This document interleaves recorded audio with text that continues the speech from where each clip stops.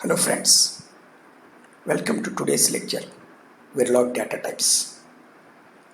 In this lecture, we will try to understand what are the various types of data types, data variables supported by Verilog, and how to use these Verilog data variables, because we know that Verilog is a powerful hardware description language used to design and verify the digital systems. So to describe the hardware of a system, normally several types of data variables are required. To be frank, if the user has to develop an efficient code, he should have command and understanding over various data variables available in that language. For example, here in the Verilog language, if the user knows where and how to use the data variables, at what appropriate place a data variable must be used effectively, then definitely the design will be more efficient. For example, to describe a signal in a code, its type must be specified. For example, bit type. What is the meaning of bit type? To explain to the simulator that whether the signal is having a value of either 0 or 1. Otherwise, it can be type standard logic, in which the signal can be assigned a value out of 4 possible values, which include 0, 1, unknown, and high impedance. Generally, the unknowns are denoted by X and high impedance are denoted by Z. And when you consider this Verilog, broadly there are two important Verilog data types: the variable data type and the net data type. These two groups differ mainly in the way that they are assigned and hold values, how they are assigned and how they hold the values. That is the most important thing. They also represent different hardware structures. Let us see. The net data types shall represent physical connections between structural entities such as gates. As you have seen earlier in the structural model or gate model, we have used this word. The output of an AND gate can be called wire, which may become input to the OR gate. So a net shall not store a value. Instead, its value shall be determined by the values of its drivers, such as a continuous assignment or a gate. Let us see how we declare a net. Nets are declared by the predefined word wire. Nets are declared by the predefined word wire. We don't use the word net, though we call them as nets. We declare them by the word wire. Nets have values that change continuously by the circuits that are driving them. Who are actually driving them? They are nothing but your gates, AND gate, OR gate, XOR gate, whatever it may be. So, Verilog supports 4 values for the nets. Once we say there are nets, they should have some values. What are the possible values? Either it may be 0, which we call logic 0, it's also false. 1, logic 1, which we say true. And X, as we have seen earlier, any unknown value. Z, high impedance. People also call Z this. So high impedance means it's also like a tri-state. Now let us take some example. I have written here where A, where sum, where S1 is equal to 1B0. Similarly, where S2 is equal to 4B0101. What's the meaning of this? When I say take the first one, here A is a variable. It is of the type where. Here sum is also a variable which is of the type where. Now next here, the third statement. So it is declared by the name S1. Here S1 is a where, and whose initial value is Actually, it is, whenever we write like this, it is one bit value. B means bit of one bit value whose value is 0. For your understanding, I have taken one more example. Here S2 is the name, it is a wire, and it is a 4-bit value. B means bit, 4-bit value whose value is 0101. Like this, you can define a wire or a net. Now let us take up the basic meaning of this wire. A wire does not store its value, as we have mentioned already. It must be driven in one of the two ways, any one of the method. Number one, by connecting the wire to the output of a gate or module, as we have seen earlier. Output of a gate. So I have taken an example for you here. Here I have chosen an AND gate, here I have an OR gate. So output of this AND gate is driving this wire. Output of this AND gate will be constantly driving this wire. So this will be your wire. Similarly, the OR gate is constantly driving this wire. So this is called a driver. As we have seen in the earlier slide, this is AND and OR, they are drivers. Similarly, what is the second method? By assigning a value to the wire in a continuous assignment. Suppose I define y as wire, then how do I assign? Assign y is equal to a logical and b. That means the value a logical and b will be constantly assigned to y. That is the actual meaning of this wire.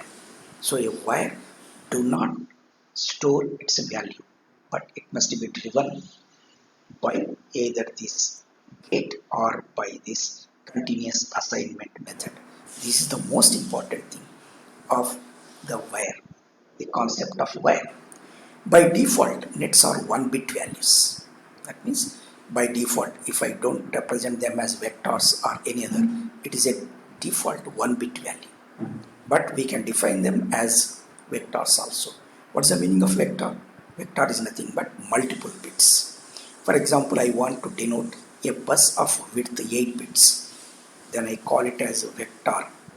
Say bus of 32 bit. Then I call this as a vector.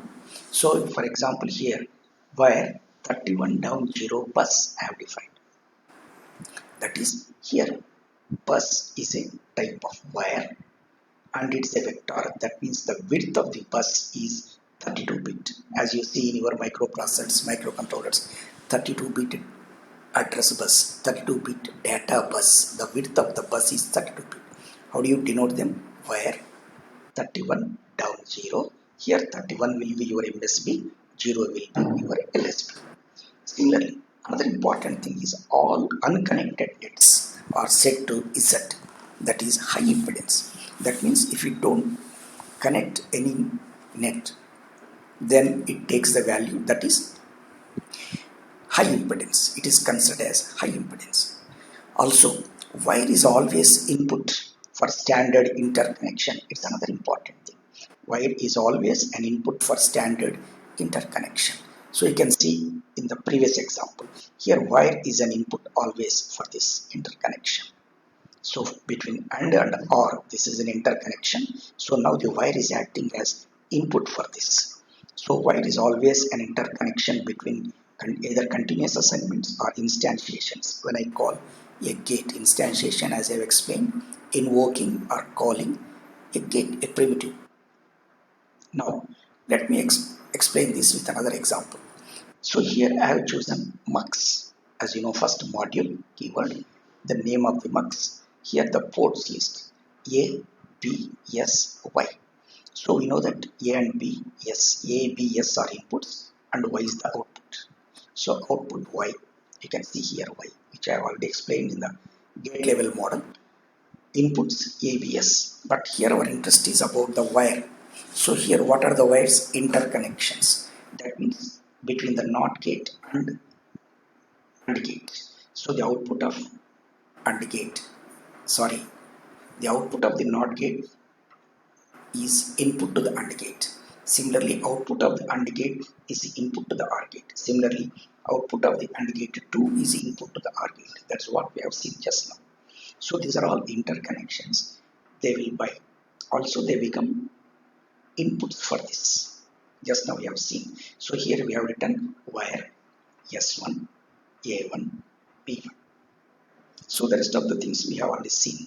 So as you have seen in the earlier slide, nets are used to model connection between continuous assignments and instantiations. Here, these are the instantiations, gate level modeling.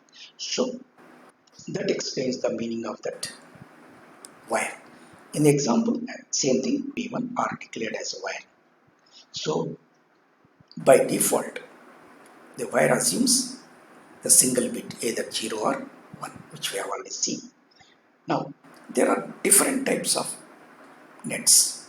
What are the different net types? So Verilog supports different net types, for especially this is for synthesis purpose. They are wire, wired or, wired and, tri-state, supply 0, supply 1. Let us see one by one.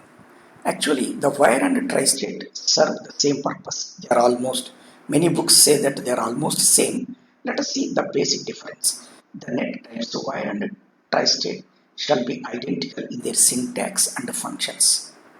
But why they are given two separate names? The two names are provided so that the name of a net can indicate the purpose of the net in that mode. A wire net can be used for nets that are driven by a single gate. Whenever the nets are driven by single gate or continuous assignment, we call it as wire. Similarly, when you call this as trinet, a trinet type can be used where multiple drivers drive a net, multiple drivers. That means multiple drivers in the sense more number of are gates, more number of gates are driving them. We use the word trinet. Next, what about other things? To explain this, I have taken a simple example. Let us assume that I have an AND gate and OR gate. I have connected the outputs of AND gate and OR gate here. Normally, when you choose this type of circuit, the simulator will give an error because both are driving the same. So suppose this is a wire and this is a wire. Both the wires, they are driven by this AND gate as well as OR gate. Suppose I call this as Y. So definitely it will give an error. So how to overcome this problem? So to overcome this problem, the synthesis tool, during the synthesis, what it will do is, it will use either wired AND or wired OR at this place. Either you can use wired AND or wired OR at this place, at this X. So let us see. Here I have chosen AND gate and OR gate. So here, this is also Y, this is also Y. Suppose I use this wired AND or WAND in my code, then automatically the synthesizer will use an AND gate here. Similarly, if I use wired or WOR, the synthesizer will use OR gate here, wired OR, and accordingly the output will be decided. Here also accordingly the output will be decided. So this is the advantage of WAND and WOR. Similarly, we have two more variables, supply 0 and supply 1. Normally the supply 0 means it is ground and supply 1 means it is VDD. So the tool synthesizer during the synthesis will consider this supply 0 as ground, supply 1 as VDD. So how this can be explained? Let me consider this example here. So I have one AND gate, one XOR gate and another AND gate. So here the inputs for the AND gate are 1, A, B. Here 1 means supply 1. Here 0 means supply 0. So by this I can write module supply example AB are inputs, C ABC are inputs, sorry, Y is the output. Input ABC, output Y. You can see Y is the output, ABC. And what are these intermediate connections? T1 and T2, they are denoted by wire T1, T2. Here I am defining supply 0 is ground, supply 1 as VDD. So then get instantiation. NAND 1 T1 VDD A comma B T1. What are the other things? Output is T1. 1 means here supply 1 VDD A B are the inputs. A B these are inputs. Output is T1. T2 supply 0 C. Output is Y T1 T2. Let us see this in the example. So code NAND 1. It's a gate instantiation, as you know. T1 is the output. VD means 1, A comma B are the inputs. Similarly, XOR gate instantiation. T2 is the output. C and ground are the inputs. And 3 final. Y is the output. T1 and T2 are inputs. So end module. So by like this, we can use supply 0 and supply 1 as ground and VDD respectively. So this is about the wire or nets. What is the second variable? Register.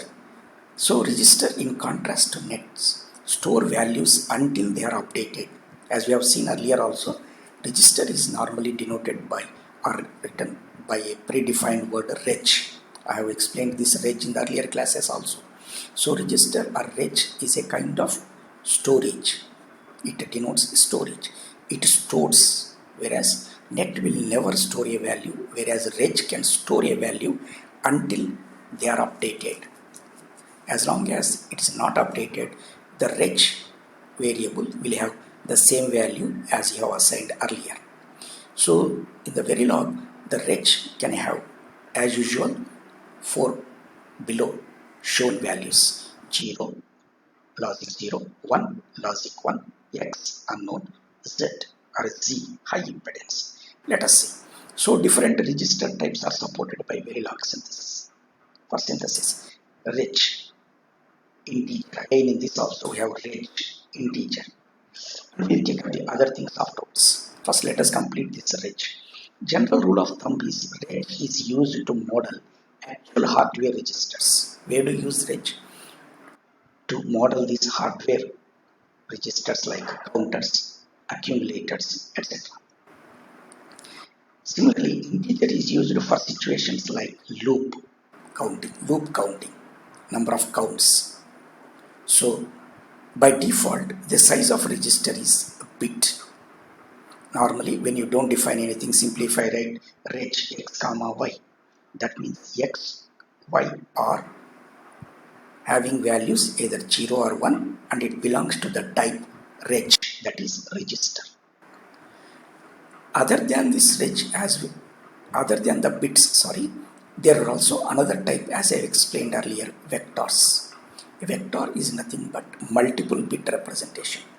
Vectors are multiple bits. A register or net can be declared as a vector. By default, they may be single bit, but they can also be represented or declared as vectors. As I have earlier told you, I want to denote a bus, address bus of 8 bit. So 7 down 0, that is a bus, a vector. So you can see here, wire. I am defining the wire as a vector. Let us see, wire 31 down 0, A. Now A is a variable. It can be a register whose width is 32 bit and it is of the type wire. So I have written here 32, that is the total number of bits, but I have chosen among the 32 only 1010. Similarly, total is a register whose width is 8. Is a vector and it is a 8 bit, but I am showing this as a decimal whose decimal value is 12. I use 8 bits to represent a decimal value of 12. So this is what I have explained here.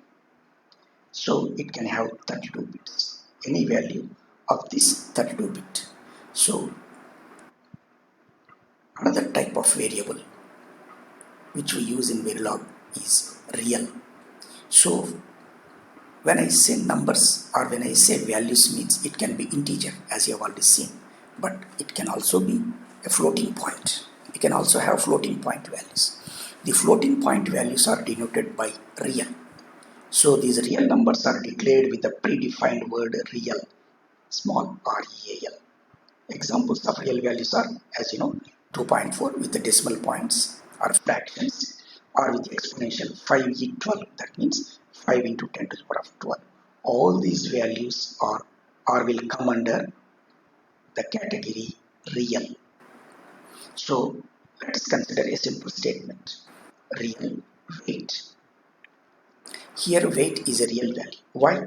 The weight can never be exactly 10 kg, 12 kg, 13 kg, 100 kg, 1000 kg. Weight can be 10.5 kg or 100.56 kg or 1 to 1.25 tons, etc. So then you will have the fraction, that is the decimal point will be there. So all such values are denoted by real because they come under floating point values. Another important data variable is parameter. A parameter, some people also call a global constant. It is used to represent constant value symbolically. The definition for a parameter consists of the parameter name and the value assigned to it. For example, I want to represent the temperature. So the temperature is equal to, assign the value, 30 degrees centigrade. I can call it, that's constant. Suppose strength of the student, N, 100, that's a constant. 100 is a constant. So the value can be any constant valued integer or Boolean expression also sometimes. If you do not set the size of, here size is important, that people may ask what must be the maximum size. If you set any value, that value will be assigned. If you don't set any value, they are called unsized, or the default size is always 32-bit for majority, for most of the processors which we use normally, the parameter size is always 32-bit. So let us take a simple example. Suppose I want to design a comparator. So it's a module, name of the module, my comparator. Here I have two values, x and y. What are the options here? X greater than y, x less than y, x equal to y. So here I write parameter n is equal to 3. What is this parameter? Let us see. So I write input n down 0, x comma y. That means when I have written n down 0 means here x and y are 4-bit values. N is 3 down 0. Similarly, output x greater than y, x less than y, x equal to y, as we know from this. Then another important thing is where. The sum and y, they are considered as y, and by vector n down 0. N means, as we have already defined, 3. So what these things will say? These things will say that the inputs are 4-bit values. The size of this y is 4-bit. Sum is also 4-bit. Suppose I want to change this to 8-bit. Then what to do? Simply change this parameter. N is equal to 7. This is a constant.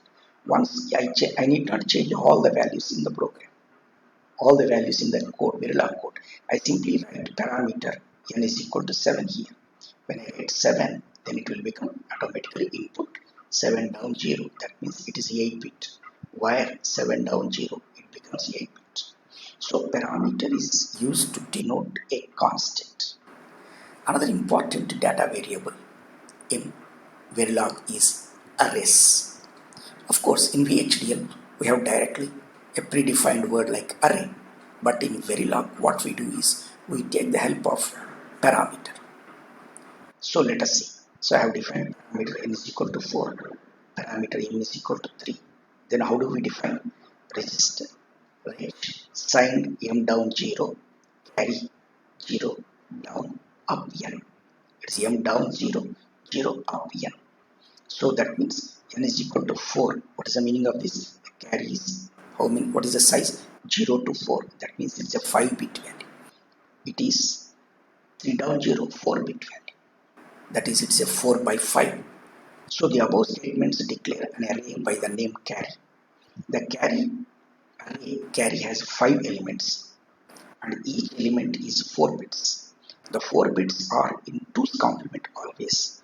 So why these are normally in 2's complements? Whenever I use the word signed, it can be either positive or negative. When I say unsigned means it is only positive. When I don't represent any sign, unsigned means it is purely positive. So there will not be any problem. But once I write signed means it can be negative value also. How do you deal with these negative values? Always we use 2's complement. example, if the value of a certain element is 1001 in the 2's complement form, then what is its equivalent value? Its equivalent value is 7, where MSB 1 denotes negative, minus. So that's how we write or we use the arrays as a data variables in Verilog. Similarly, another variable is time. Especially the time variable is used for storing and manipulating simulation time quantities in situations where timing checks are required, and for diagnostics and debugging purpose during the simulation we may require the time variable also, and this will be time. This is denoted by the time, and this data type is typically used along with another function, system function $time. So this we'll come across in the next videos, so where while explaining the procedural and behavioral modeling and while explaining the simulation concepts, etc. So what are the last, another most important thing, very common things are integers. As you know, an integer is a general purpose variable used for manipulating quantities that are not regarded as hardware registers. So why do you, for loop indices, parameters, constants, integer, 5, 10, 100, how many times the loop has to rotate, how many times a process has to rotate. For example, 10 times, 50 times, 100 times an integer. They are of implicitly type range normally, because that value will be stored until I define or assign another value. That value will be same. However, they store data as signed numbers, whereas explicitly declared range types store them as unsigned. Very important. Unsigned range. But explicitly, if I define them, they become, whereas explicitly declared range types stores them as unsigned. Unsigned means, as I have already told you, positive values. If I want to represent them as signed numbers, both negative and positive numbers, they are of implicit type. So the default size here also 32 bits. If I don't mention anything, the default size of an integer is 32 bits. If they hold constants, the synthesis tool will adjust them to the minimum width needed at the compilation. Based on the requirement, the tool will adjust the size of these integers. So for this I have taken an example here. So integer a comma b. So here a and b are two integers. Now integer is shown as an array of integers. For example, c is an integer with a range 1 down 10, 1 to 10. Now integer data is an integer. Integers I, j, k, that is multiple integers. So an integer is a general purpose 32-bit variable. Operations on it are assumed to be 2's complement, as you know already, because once they are signed numbers means there may be negative numbers also. So operations on it are assumed to be 2's complement, and the most significant bit indicates the sign, as you. So normally in the 2's complement method, the MSB always indicates the sign. So this is how we explain or we understand the various data types or data variables that are available in Verilog. So the user must know how and where these data variables are to be used effectively, so that he can develop a more efficient and error-free design. Thank you for your patience. Good luck.